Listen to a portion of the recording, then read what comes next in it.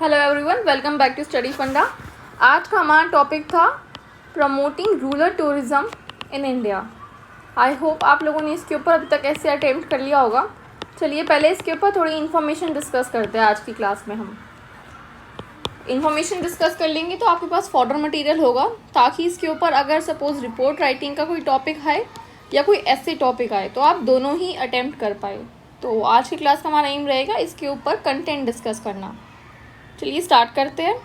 और उससे पहले आई रिक्वेस्ट यू ऑल कि आप 300 वर्ड्स में ज़्यादा से ज़्यादा 315 वर्ड्स हो जाए या 320 हो जाए, आप ऐसे अटेम्प्ट करिए इस टॉपिक के ऊपर। अगर कोई बात नहीं भी करा है इवन देन कोई प्रॉब्लम नहीं है, आप कोई बात नहीं, इस लेक्चर को सुनिए, घर पे बैठिए, बंद करिए लेक्चर को, उसके बाद आप अटेम्प्ट करिए। जब आपके पास सारी कंटेंट हो जाए, आपको इन्फॉर्मेशन समझ आ जाए कि किस तरीके से करना है। तो चलिए डिस्कस करते हैं। तो सबसे पहले तो हम यही पता करेंगे कि रूरल टूरिज़्म एक्चुअली में होता क्या है। तो आपको जो भी डेफिनेशन आपको याद है, देखो रूरल टूरिज़्म की ऐसा कोई डेफिनेशन नहीं है। आप चाहो तो कुछ भी आप लिख सकते हो कि रूरल एरिया में टूरिज़्म को प्रमोट करना इज़ रूरल टूरिज़्म, कि आपकी लोकल एरिया में किस तरीके से कंट्री साइड पे लाइफस्टाइल चलता है उस चीज़ को प्रमोट करना इज़ रूरल टूरिज़्म। हमने यहाँ पे पर क्या करा है, क्योंकि थोड़ी फॉर्मल डेफिनेशन देनी थी तो हमने वर्ल्ड टूरिज़्म ऑर्गेनाइजेशन की डेफिनेशन दी है। तो उसके हिसाब से रूरल टूरिज़्म क्या होता है? It is a type of tourism activity in which visitor experience is related to a wide range of products generally link to a nature based activity, agriculture, rural lifestyle and culture and sightseeing.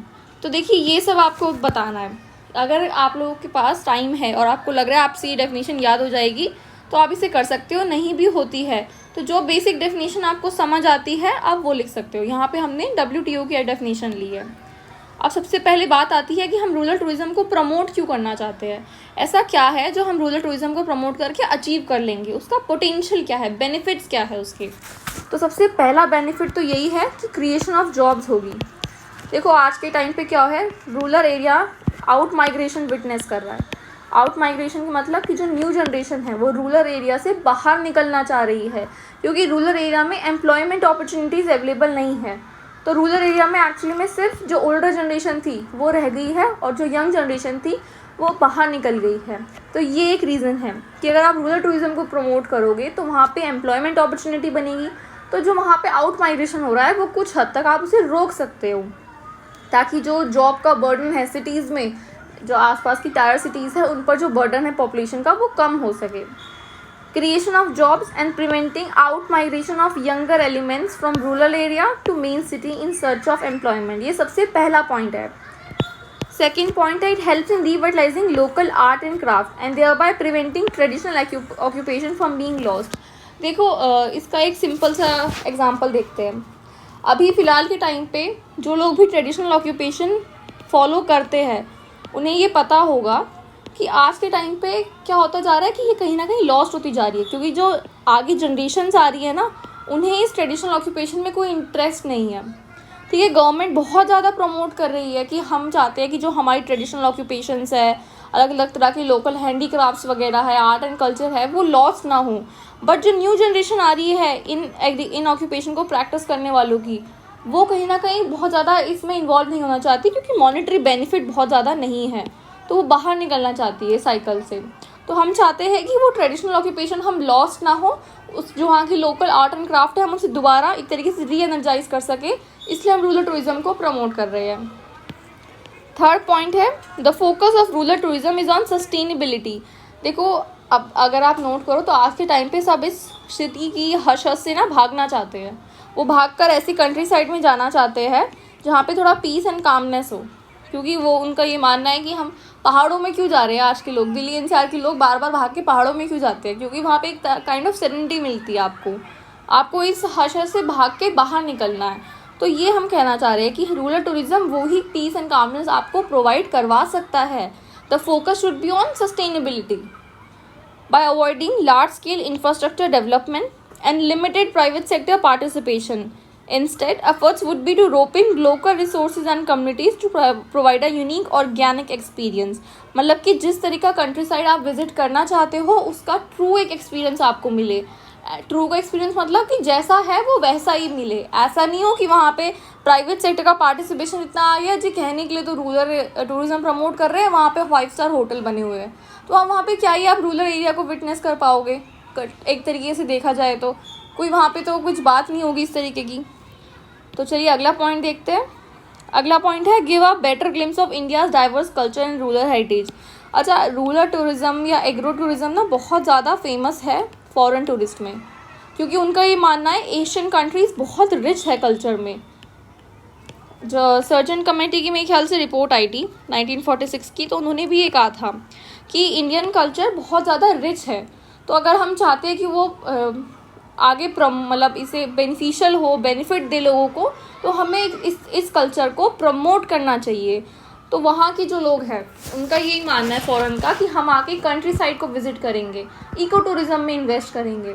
तो इसलिए rural tourism को Indian government promote कर रही है। और आजकल से foreign tourist ही नहीं, एक्चुअली में जो लोग शहर में रह रहे हैं, जिन्हें ज़्यादा रूरल एरिया से जिनका कोई कनेक्शन नहीं है, उन्हें भी ये पता होगा कि उन्हें भी कंट्री साइड विज़िट करके बहुत अच्छा लगता है। जब भी वो विज़िट करते हैं उन्हें एक नया एक्सपीरियंस देखने को मिलता है। तो वो भी चाहते हैं कि हमारे बच्चे एक्चुअली में देखें कि किस तरीके से इंडिया की लोकल आर्ट एंड क्राफ्ट अपने आप को इवॉल्व कर रही है। और लास्ट पॉइंट है rural tourism has lot of potential as stress of urban lifestyle has led to counter urbanization syndrome. देखो, काउंटर अर्बनाइजेशन सिंड्रोम मतलब सिटी लाइफ से डिस्कस हो रहा है यहाँ पे। ये सिटी लाइफ ही कंटेक्स्ट में है, जो बहुत ज़्यादा रनिंग वाली लाइफ है ना, लाइक 9 to 5 जॉब, उसके बाद फैमिली, उसके बाद हर चीज़ एकदम पैक्ड एंड प्लान रहती है। ट्रैफिक भी पैक्ड एंड प्लान रहता है, आपका पता होगा आपको किस रूट पे कब ट्रैफिक ज़्यादा मिलेगा। तो ये सब चीज़ों से हटना चाहते हैं लोग और थोड़ा टाइम पीसफुल एनवायरनमेंट में, थोड़ा ग्रीनर एरिया में अपना बिताना चाहते हैं। That's why we are promoting rural tourism. अब इसका एग्जाम्पल देख लेते हैं। बहुत सारे एग्जाम्पल आपको मिल जाएंगे, बट यहाँ पर मैंने ज़्यादा मेंशन नहीं करे हैं।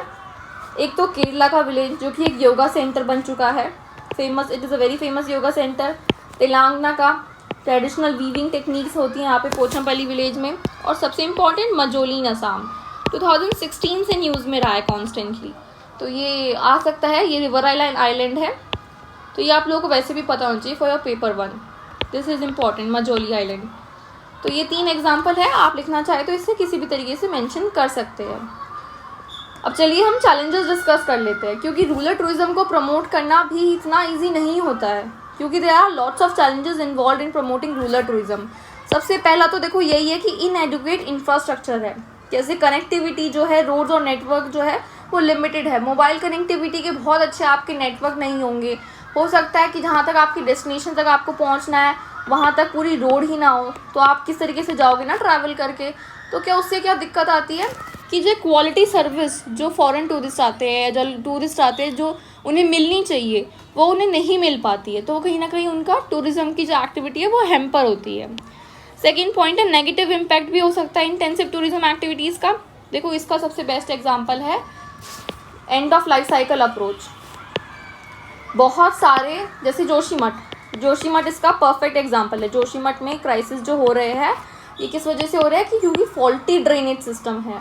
वहाँ पे ड्रेनेज सिस्टम प्रॉपर नहीं बना है हर एरिया की, स्पेशली हिली एरियाज़ की, और जो इको सेंसिटिव एरियाज़ होती है उनकी अपनी एक लिमिट होती है कि वो कितना ज़्यादा सस्टेन कर सकते हैं, किस लेवल तक सस्टेन कर सकते हैं। जब आप उसे हर तरीके से फिलअप कर दोगे तो आप उसे एंड ऑफ लाइफ साइकिल की तरफ लेके जा रहे हो। तो यही हम कह रहे हैं कि कहीं ऐसा ना हो कि बहुत ज़्यादा इंटेंसिव टूरिज्म हमने प्रमोट करा और आपको उसके नेगेटिव इम्पैक्ट देखने के लिए मिल रहे हैं। तो ये एक चीज़ है। एग्जाम्पल है damage to forest ecosystem in popular tourist destination in Himachal Pradesh and Uttarakhand.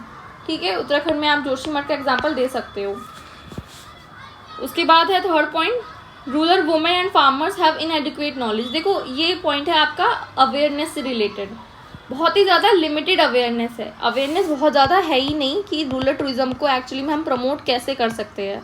जो रूरल होम स्टे वगैरह है ना, बहुत कम जगहों पर ही नॉलेज है। तो यही हम बताना चाह रहे हैं कि सरकार को एक्चुअली में अवेयरनेस प्रमोट करनी चाहिए। Government should invest in promoting awareness about what is rural tourism, क्योंकि जो रूरल वुमेन और फार्मर्स है ना, उनको पता ही नहीं है कि टूरिज्म एक्टिविटी में एक्चुअली में इन्वॉल्व होना किस तरीके से है। तो ये एक प्रॉब्लम है। उसके बाद है कि इनएडिक्वेट सोशल बिहेवियर टूरिस्ट का। देखो, आप इस चीज़ को विटनेस कर सकते हो कि सपोज करो कोई जाता होगा ना गंगा जी के किनारे पे, कैंपिंग होती है शायद ऋषिकेश वाले एरिया में। तो द हिंदू में नहीं, शायद कहीं पर डिस्कशन रिपोर्ट में आया था, इंडियन एक्सप्रेस में या पता नहीं कहाँ पर, कि जो इनएडिक्वेट सोशल बिहेवियर है ना वो हमें देखने के लिए मिल रहा है, जिसके खिलाफ ऋषिकेश के जो लोकल लाइट्स है वो एजिटेट कर रहे हैं। वो कह रहे हैं कि ठीक है, हमें टूरिज़्म देखने के लिए मिल रहा है, कोई बात नहीं, लेकिन उसकी वजह से हमें एक सोशल बिहेवियर देखने के लिए मिल रहा है जो कि सही नहीं है। आप Ganga ji is kind of a holy river in India. आप उसके किनारे बैठ के कैंपिंग कर रहे हो, वहाँ पे आप अल्कोहल कंज्यूम कर रहे हो, वहाँ पे आप ड्रग कंज्यूम कर रहे हो, that is very इनएडिक्वेट social behaviour. तो ये यहाँ पे उन्होंने इसके अगेंस्ट में एजिटेट करा था कि ये गलत तरीके से आप प्रमोट कर रहे हो इस तरह का टूरिज़्म। तो जो यंगर जनरेशन है ना वो कहीं ना कहीं भूल जाती है कि इको टूरिज़्म में या कहीं पे भी आप जा रहे हो उसकी एक लिमिट होती है। आप ऐसी चीज़ों को प्रमोट नहीं कर सकते हो हर जगह पर। तो ये एक पॉइंट है। उसके बाद एक पॉइंट है सेफ्टी और सिक्योरिटी से रिलेटेड। देखो कई बार क्या होता है ना, जब आप बहुत ज़्यादा आप बाहर की एरिया से आ रहे हो तो हो सकता है कि बहुत ज़्यादा टूरिज़्म प्रमोट होने की वजह से जो लोकलाइट है वो एक एंटी टूरिस्ट एटीट्यूड डेवलप कर ले, क्योंकि जो उनकी इकॉनमी है, जो उनकी डे टू डे एक्टिविटी है वो हैम्पर होनी स्टार्ट हो जाती है। तो ये भी एक विटनेस हो सकती है। और लोकल्स हमेशा एक अपर एज रखते हैं क्योंकि उन्हें उस एरिया की पूरी नॉलेज हो सकती है। तो इसलिए हम कह रहे हैं कि सेफ्टी कंसर्न्स भी टूरिस्ट से रिलेटेड है। तो इसलिए बेटर है कि आप इन दोनों चीज़ को बैलेंस करके चले। टूरिस्ट का बिहेवियर बैलेंस होना चाहिए लोकल के लिए, और लोकल का बैलेंस होना चाहिए टूरिस्ट के लिए। तो ये एक चीज़ है। अब हम देखते हैं इसमें गवर्नमेंट ने क्या क्या एफर्ट्स करे हैं।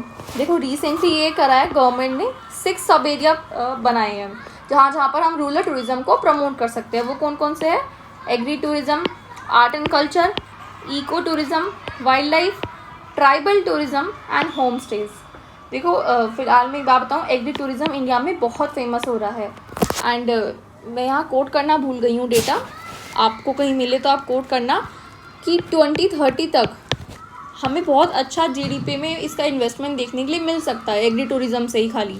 तो इसलिए हम बहुत ज़्यादा एफर्ट्स डाल रहे हैं रूरल टूरिज़्म को प्रमोट करने के लिए। अब 2015 में स्वदेश दर्शन स्कीम लॉन्च हुई थी। उसमें एक सर्किट है रूरल सर्किट, है ना, थीम बेस्ड सर्किट्स थे, उसमें बहुत सारे सर्किट बनाए गए थे ना, तो उसमें से एक था रूरल सर्किट। तो एक ये है। थर्ड है देखो अपना देश करके स्कीम लॉन्च हुई थी। उसमें क्या है, प्रमोट किया गया है टूरिज़्म को, कि आप इंटरनल टूरिज़्म को प्रमोट करो। वो टूरिज़्म प्रमोट करने के लिए थी कंट्री के अंदर। तो ये हो गया है। अब मैंने आपको कई बार बताया, जब भी आप गवर्नमेंट एफर्ट्स लिखो ना, हो सकता है आपके ऐसे में स्पेस हो वे फॉरवर्ड देने की। अगर नहीं भी स्पेस है ना तो मेक श्योर आप एक लाइन तो एटलीस्ट दे ही रहे हो वे फॉरवर्ड की। वो बहुत ज़रूरी है, आपके ऐसे को इम्पैक्टफुल बनाता है। तो सब हमने देखो बहुत ही सिंपल से वे फॉरवर्ड डाले हैं। जो भी हमारे चैलेंजेस थे उससे रिलेटेड हमने अपने वे फॉरवर्ड पुट अप कर दिए है। सबसे पहला वे फॉरवर्ड है कि सबसे पहले तो देखो आप एक्सेसिबिलिटी प्रोवाइड करो टूरिस्ट डेस्टिनेशन के लिए जो रूरल एरिया में है। ऐसा नहीं है कि हम वहाँ जा रहे हैं इंफ्रास्ट्रक्चर नहीं है, या हम वहाँ जा रहे हैं या रोड्स नहीं है या नेटवर्क की प्रॉब्लम है, तो आप अपना इंफ्रास्ट्रक्चर सबसे पहले ठीक करो। तो एक्सेसिबिलिटी और कनेक्टिविटी के ऊपर सबसे पहले ध्यान देना चाहिए हमें। तो ये सबसे पहला क्राइटेरिया है। उसके बाद है ट्रेडिशनल कल्चर। भाई हम रूरल टूरिज़्म को प्रमोट किस लिए कर रहे हैं? सस्टेनेबिलिटी के लिए कर रहे हैं, और दूसरा उनके ट्रेडिशनल लाइफस्टाइल को देखने के लिए कर रहे हैं, क्योंकि हमें पता है उस ट्रेडिशनल लाइफस्टाइल से ही वो एरिया सस्टेनेबल बना है। कम पानी को भी यूज़ करके कैसे रूरल एरिया में आप लाइफस्टाइल को जी रहे हो, उसको बोलते हैं सस्टेनेबिलिटी। अगर कोई इंसान यहाँ सिटी में 2 बाल्टी पानी में नहा रहा है तो हो सकता है वो रूरल एरिया में वही लोग बहुत ट्रेडिशनल सस्टेनेबल तरीके से यूज़ कर रहे हो अपने रिसोर्सेज, क्योंकि उन्हें रिसोर्सेज की अहमियत पता है। तो हम इसलिए कह रहे हैं कि आप प्रिजर्वेशन करो उस कल्चर का। वो कैसे करेंगे? The income generated from tourism can be utilise in preserving ethnic forms of art, dance and folk song. Third point देखते हैं, local communities should be involve in eco tourism. ये पॉइंट बेसिकली अवेयरनेस से related है। हम ये कह रहे हैं कि लोकल कम्युनिटी को इन्वॉल्व करो लोकल टूरिज्म में, ताकि एक तो उन्हें लोकल एरिया के बारे में पता होगा, दूसरा वो बहुत अच्छे से टूरिस्ट को गाइड कर पाएंगे कि क्या सही है क्या नहीं है, कहाँ जाना चाहिए कहाँ नहीं जाना चाहिए। वो एक तरीके से bridge they will act as a bridge between government and tourist. तो इनको इन्वॉल्व करना चाहिए ताकि इन्वॉल्वमेंट ये है and an incentive to protect environment. ये ओवरलैपिंग हो गई है, किसी को नहीं समझ आए तो ये है। should be involved in ecotourism activities so that they provide them employment and an incentive to protect environment. ठीक है, उसके बाद देखिए कम्युनिटी बेस्ड इनिशिएटिव होने चाहिए. कम्युनिटी बेस्ड इनिशिएटिव से हमारा मतलब है कि उसमें वुमेन को और यंगर एलिमेंट्स, जिसको हमने स्टार्टिंग में कहा था ना आउट माइग्रेशन विटनेस हो रहा है. देखो कोई भी चीज़, कोई भी हेल्थ स्कीम, एजुकेशन स्कीम या फिर अर्बनाइजेशन की कोई भी स्कीम आपको सक्सेसफुल बनानी है ना, तो आप सबसे पहले उसमें वुमेन का इन्वॉल्वमेंट करो. वो एक बहुत बड़े एरिया पे एक्ट करता है as a harbinger of change. तो इसलिए हम हमेशा बोलते हैं involvement of community starts with involving women. वो सबसे फर्स्ट पॉइंट है आपका इन्वॉल्वमेंट का. तो कम्युनिटी बेस्ड इनिशिएटिव में आप वुमेन को इन्वॉल्व करो. जो लोग आउट माइग्रेशन कर रहे हैं, that is the younger generation, उनको इन्वॉल्व करो, एनकरेज करो. दिस इज विद एक्टिविटी, मैं यहाँ पे लिख देती हूँ, I am so sorry overlapping के लिए. With activities such as encouraging women to set up, okay, the other thing is visible, set up more community radio centers in India, formation of folk dance group and community based guided tourism activity which can help in including all acquire key stakeholders. ठीक है, हर community को, हर stake holder को involve करना है and will start with women in the younger generation, that is youth. And last point है कि एक legislative backup होना चाहिए, डेडिकेटिव कॉम्प्रिहेंसिव पॉलिसी होनी चाहिए, तभी हम रूरल टूरिज्म को प्रमोट कर पाएंगे. सो ये लास्ट पॉइंट है. देखो जिस भी चीज़ के लिए आपको लगता है ना वे फॉरवर्ड लिखना है, तो बहुत चीज़ों में आप लिख सकते हो कि comprehensive policy is the need of hour, क्योंकि वो बहुत जगह पर फिट बैठ जाता है ये स्टेटमेंट. तो यहाँ पे भी हमने वही डाला है. आई होप आप लोगों को समझ आ गया होगा. तो आज का हमारा टॉपिक रूरल टूरिज्म से रिलेटेड था. जितना भी हमने अभी तक कंटेंट डिस्कस करा है, अगर कोई ऐसा है जिसने ऐसे नहीं लिखा है तो कोई बात नहीं, आप इस वीडियो को देख लिया है आपने, आप इसे बंद करो और अब आप 300 वर्ड्स का अपना ऐसे अटेम्प्ट करो, क्योंकि अब आपके लिए अटेम्प्ट करना बहुत हद तक ईजी हो जाएगा. देखो ऐसे का टॉपिक था promoting rural tourism in India. Promoting rural tourism in India. तो आपको जो मेजॉरिटी पार्ट है ना वो इस पे देना है कि रूरल टूरिज्म को प्रमोट क्यों करना है. आप 2-3 चैलेंजेस बताओ और लास्ट के जो पैराग्राफ में होता है उसमें हम बताते हैं ना कि इस तरीके से प्रमोट करना चाहिए. आप उसमें गवर्नमेंट एफर्ट्स बताओ और वे फॉरवर्ड बताओ. इस तरीके से आप अटेम्प्ट करो अपने ऐसे को. जब भी आप ऐसे अटेम्प्ट करने जाओ ना तो कोशिश करो कि जो भी आपका स्टेटमेंट है, जैसे हमने लिखा था ना climate change threatens Indian agriculture, तो आप हमेशा से डिवाइड कर लो कि मैं इंट्रोडक्शन किससे स्टार्ट करूँगा. चलो मैं इंट्रोडक्शन स्टार्ट करूँगा एग्रीकल्चर से और फूड सिक्योरिटी से. ठीक है, इस तरीके से मैं आपको एग्जांपल दे रही हूँ. उसके बाद मैं अपनी मेन बॉडी में लिखूँगा कि किस तरीके से क्लाइमेट चेंज थ्रेटन कर रहा है इंडियन एग्रीकल्चर को. 1 पॉइंट, 2 पॉइंट, 3 पॉइंट, 4 पॉइंट, जितने आपके लग रहे हैं आपको वर्ड्स कि आपके वेस्ट ना हो. और लास्ट पैराग्राफ में मैं लिखूँगा जो हम बोलते हैं कंक्लूजन, थर्ड पैराग्राफ हमारा, उसमें हम लिखेंगे कि वर्ल्ड कंट्रीज़ या फिर क्योंकि इंडिया से रिलेटेड है तो इंडियन गवर्नमेंट के एफ़र्ट्स लिखूँगा, कौन कौन से उसके एफ़र्ट्स है. और उसके बाद मैं ये लिखूँगा कि हम वे फॉरवर्ड में क्या एक स्कीम या सजेशन दे सकते हैं. तो इस तरीके से आपका पूरा ऐसे कंप्लीट हो जाएगा. तो इसको हम बोलते हैं कि अपने ऐसे का एक रफ स्ट्रक्चर बनाना, स्केलेटन बनाना. इसके बेसिस पर आप हमेशा अपना ऐसे तैयार करो, आपको बहुत बेनिफिट होगा एग्ज़ाम में. तो आज के लिए इतना ही. आई होप आप सबको समझ आ गया हो. That's all. Thank you everyone. All the best.